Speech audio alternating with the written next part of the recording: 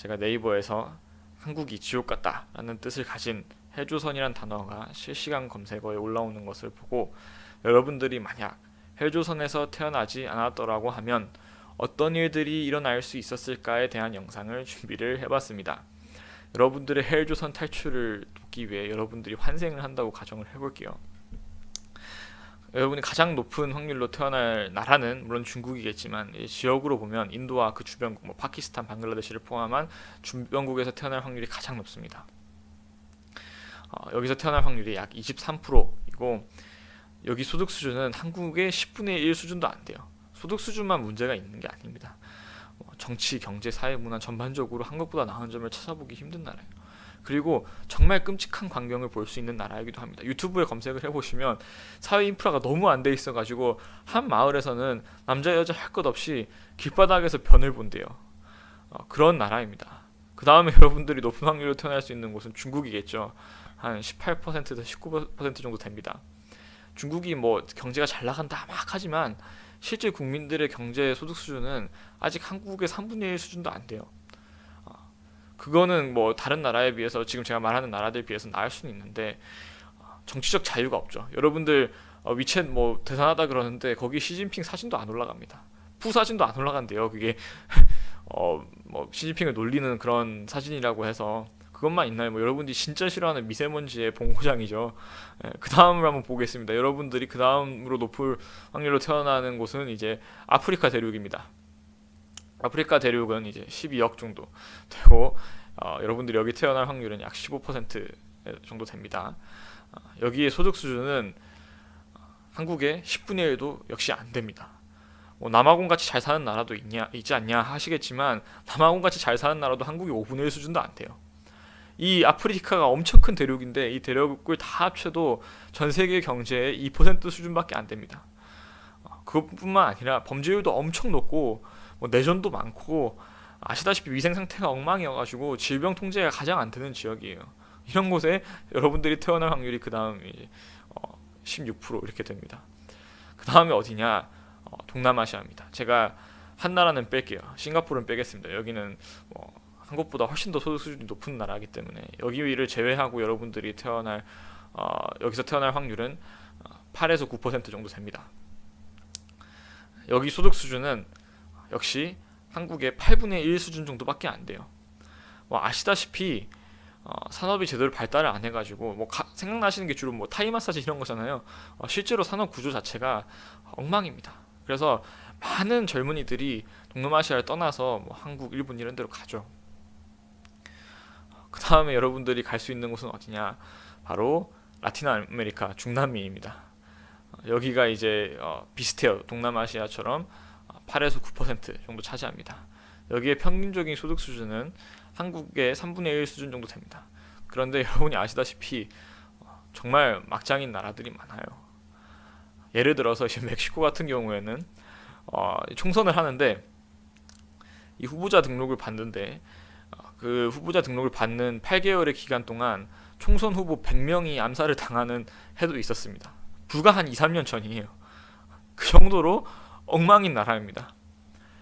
그 다음에 이제 여러분들이 제가 그 인구수대로가 아니라 이제 한국에 비해서 좀 못한 나라를 꼽자면 동유럽이죠. 러시아를 포함한 우크라이나 이런 나라들인데 여기도 범죄율이 엄청 높고 소득 수준도 한국의 4분의 1 수준 이 정도밖에 안 됩니다.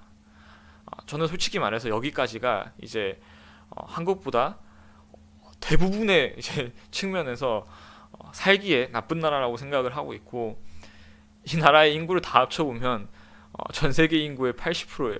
그러니까 여러분들이 이런 나라에 다시 태어났을 때 이런 나라에 태어날 확률이 80%에 이르는 겁니다.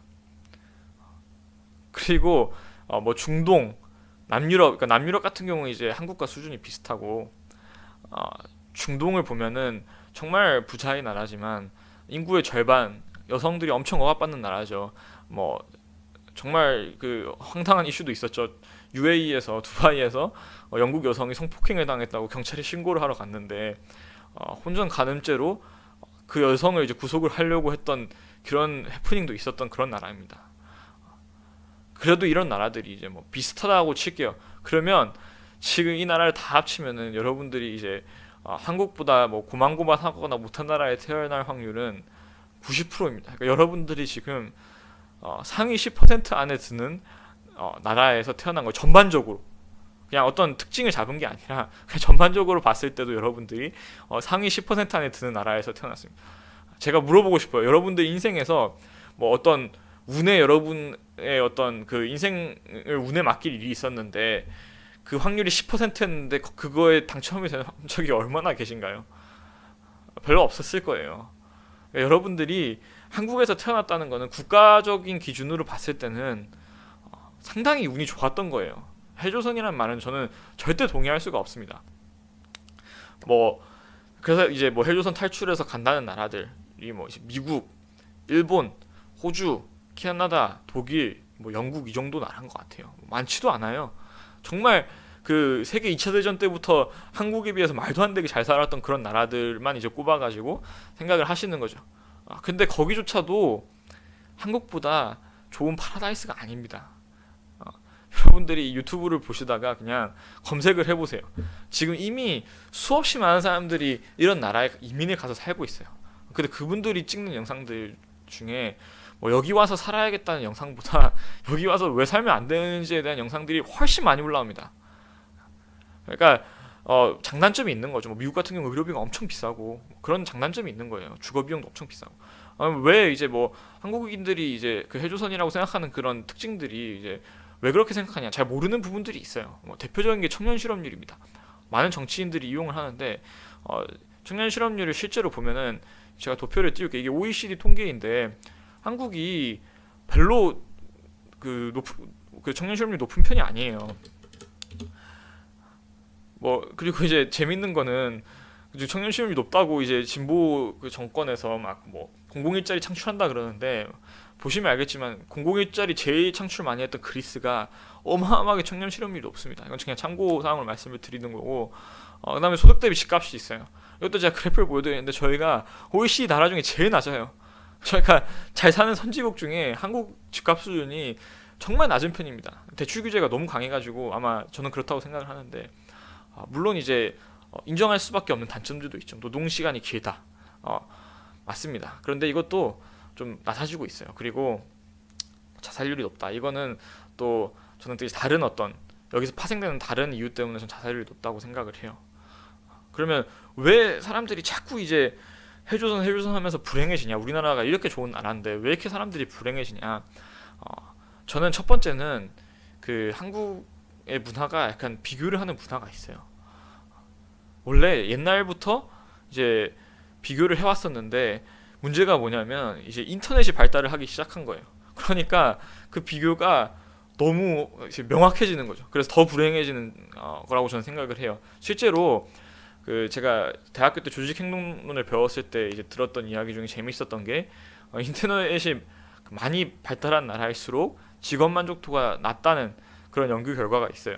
그래서 저는 기본적으로 사람들이 비교하는 것 때문에 그렇다 이렇게 생각을 하고 있고 두 번째는 이제 그런 불행을 주입하는 사람들이 있습니다. 여러분들이 이런 해조선 하면서 불행하길 원하는 사람들이 있어요. 1번이 누구냐? 정치인들이에요.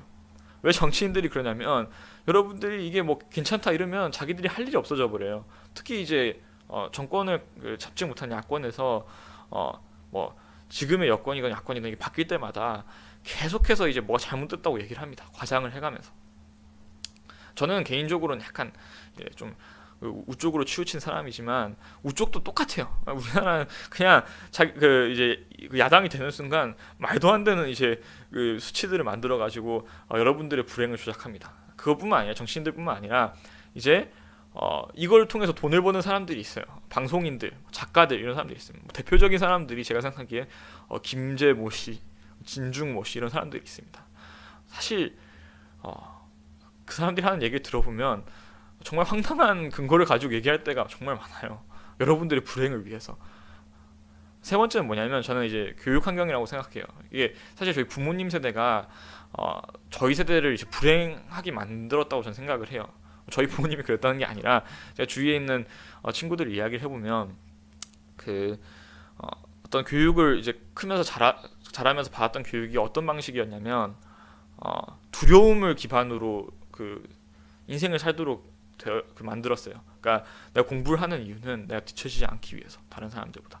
내가 이 길을 가는 이유는 뭐 하지 않기 위해서. 내가 공무원이 되는 이유는 내가 일찌감치 은퇴를 하지 않기 위해서. 내가 사업을 하면 스타트업하면 불효자인 이유는 이런 도전을 하면 남들보다 훨씬 뒤처질 수가 있기 때문에. 이런 수없이 많은 그런 두려움을 통해서 살아가도록 어릴 적부터 저는 한국인들이 교육을 받았다고 생각을 해요. 그런 게 또 많은 불행을 가져다 주고 있고, 제가 아까 말한 자살률이 높은 가장 큰 이유가 이런 교육 환경에서 좀 비롯됐다고 생각을 합니다. 그럼 이걸 극복하려면 어떻게 해야 되냐요? 첫 번째로 이제 여러분들이 가능하면 SNS를 안 해야겠죠.